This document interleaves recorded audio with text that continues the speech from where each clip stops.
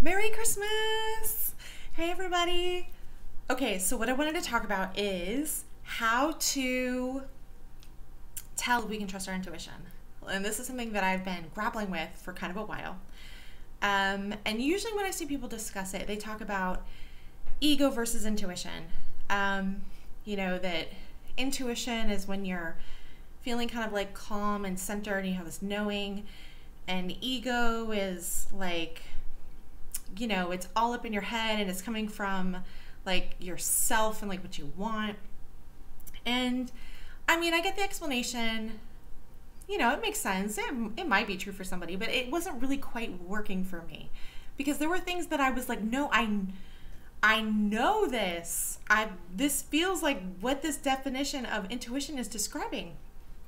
And yet it does not seem to be accurate or correct, which means, as far as I'm concerned, the definition is flawed. So one of the things that one of the rubrics I like to use when analyzing information is, am I hearing something that I want to hear, or am I hearing something that's not what I want to hear? Typically, if someone has a revelation and it's shit that they want to be true, and like I would apply this to a prophet, and I would, or your friend, if someone's like, oh, I've had this revelation, and it's confirming something they already wanted to be accurate, then it's, need to take a closer look at that. And so sometimes I was having what I felt was like intuition about a thing, and it would be the same regardless of my emotional state around it. So what I'm personally thinking right now is, intuition about my abusive ex. There were things that as I was trying to leave him or trying to stay with him, that I was feeling were true, and it felt like intuition, not ego, because it was pretty consistent depending on, like independently of how I felt or what I wanted. So it didn't matter if I was mad at him and I wanted to be away from him and I thought he was unhealthy and like, fuck this dude. Or like, oh my gosh, I miss him so much. He showed me so much love. I made all these mistakes in the relationship. I wish I had another chance. And sort of ignoring a whole host of problematic things. So I was emotionally like going back and forth, but I felt like my intuition was telling me the same thing. And so sometimes it would be like, oh, this feels great. And then sometimes it would be like, no, this feels like a burden. And why am I getting this feeling? How can this possibly be right? This doesn't make sense. So the idea of like it coming from intuition versus coming from ego, I was like, this doesn't seem to be applying for me.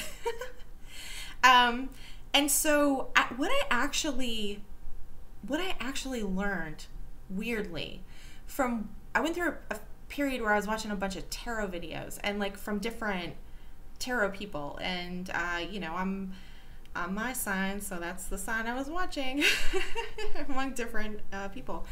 And I noticed it was really interesting that depending on what level of self-awareness and like growth and centeredness, let's say, I hate to say enlightenment because we're all on this learning journey, but like what level of beingness like the person was drastically impacted what kind of reading they gave, what kind of advice they gave, which is, I was like, that's kind of interesting.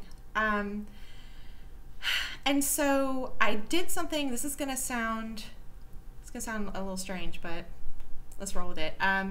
What I did was I wrote down on cards, I love cards, like just the ASMR in me is all about that, the sensory experience. I wrote down everything, every piece of intuition that I ever felt I had, any kind of sign, any kind of synchronicity, any kind of anything, right? And I wrote them down on cards and then I grouped them, to see if I could see some patterns. So I think, what did I do? I did like events where it seemed like things were interfering in my life to prevent a thing. Anything that seemed like a confirmation, just sort of, just kind of like anything that seemed like it was outside of me, you know, like coming to me, however, whatever. And what I noticed was that when I'm in like a fear space, when I am afraid, when I am anxious, when I am upset, you know, spiraling out, when I'm in like a not good emotional state and I'm emotionally compromised, my intuition sucks. When I am in a good place and I am emotionally strong and I am happy, and I'm in integrity with who I am as a person and in alignment with my values and beliefs, my intuition's been really good. So I was having this struggle prior to doing this exercise. I was having this struggle of like, you know, can I trust myself? Do I even know what my intuition sounds like? You know, am I a reliable narrator for, you know, the things that are coming into my life and like how I need to process stuff? And it turned out that I am a reliable narrator for myself when I'm centered and in a good place. And I'm not a reliable narrator for myself when I'm not centered, not in a good place. You know, and this is rung true for, let's say, friends also. So I had a couple of friends that I let go of. I'm gonna say, wow, I can't believe we're almost done with 2020. I let them go in 2019. I just reached this point where I was like, I'm done. I'm done with high conflict, high drama, people that ain't grown. Like, you're doing, like, one girl was threatening people with a loaded weapon. It's like, no, son, that's not what grown people do. And she's like, I'm from Long Island. You know, we don't fucking play. I was like, girl, like, that is not what grown people do. You know, she's also stalker. It's like she was stalking and harassing me and like one of my bosses. Like, it was not good. Anyway, so there was some information I got from her that, you know, as I'm doing this like card exercise, I was like, damn, like she's telling me this stuff, but like, that's not, that turned out not to be true, or not to be reliable, or something that put me in a upset fear space. You know, and I have friends who, you know, I would consider to be emotionally balanced and healthy people, and like the information they were giving me it's turned out to be tracking and pretty reliable. So I just sort of wanted to talk about this because I feel like one of the hardest things about being, you know, either in an abuse dynamic, a toxic situation, unhealthy friends, you know, relationships, whatever it is, that a lot of the factor for that is that we get so turned around and like, what is reality? What is real? What is true? And then we get to a point where we are feeling like we can't even trust ourselves. And it's like, well, how to regain that? And so, the way to regain that, you know, is to heal, is to step away, put distance, disconnect, to go no contact with people that do not have your best interests at heart, have shown themselves not to be safe or as stable, you know, and let's say, you know, we could be the unstable person, like it's incumbent upon us to like withdraw from people to kind of like do this work, so that we're not, you know, passing along instability,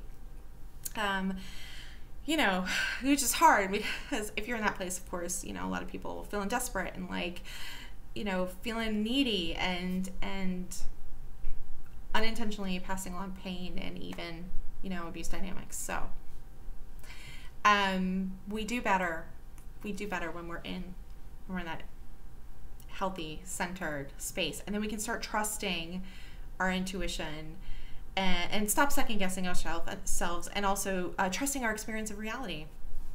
That's something that I've been reconstructing after my abusive ex.